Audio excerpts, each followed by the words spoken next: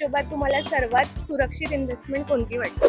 जमिनीमध्ये केलेली इन्व्हेस्टमेंट. मी 2002 साली माझ्या मिस्टरांनी घर घेतलेलं 7 लाखाला आणि ते आम्हाला मोठं घर घ्यायचं होतं, तर तेव्हा 89 लाखाला विकलं. आजच्या डेटला बघितलं तर प्रॉपर्टीमध्ये इन्व्हेस्टमेंट केलं तर बेटर आहे, कारण की लॉंग टर्म साठी खूप चांगली गोष्ट आहे.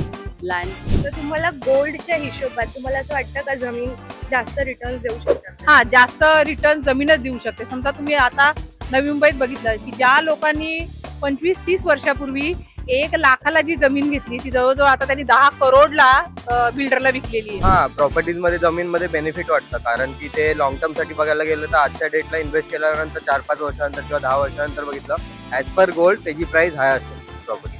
तर आता शिवडी नावाशिवाय सिलिंग एक हॉटस्पॉट आहे, तर तिकडे जी लोक घरासाठी बघतात, तर तुम्हाला वाटतं का आता जर त्यांनी इन्व्हेस्टमेंट केली तर त्यांना पुढे जाऊन फायदा होईल? नक्कीच. जसं आम्ही नवी मुंबईमध्ये आलेलो तेव्हा मोराज वगैरे होतं, सगळं इथे चिखल होतं, पाणी होतं, लोक घर घेत नव्हती.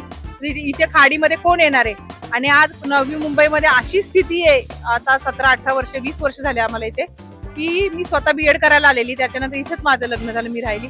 आता तशी स्थिती तिथे 20 वर्षांनी होईल की तिथे लोकांना पाय ठेवायला जागा मिळणार नाही, करोडोचे फ्लॅट्स होतील.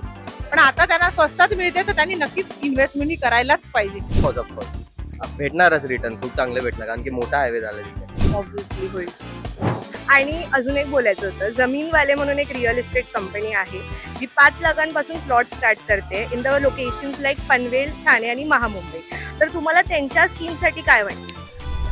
चांगलं आहे ना. तुम्ही आज 5 लाखाला तुम्हाला कोण प्लॉट देत असेल तर नक्कीच तुम्ही छोटंसं कर्ज काढून पण घेऊ शकता, कारण ते आपल्याला परवडेबल आहे. 5,000 तुमचे जाणार आहे, तर तुमच्यावर एखादं होम लोन असेल, माझ्यावर समजा 6 लाखाचं 10 लाखाचं होम लोन आहे, मी त्या होम लोन वर सुद्धा अजून 5 लाख घेऊ शकते आणि मला 8.5% मला तो प्लॉट मी विकत घेऊ शकते.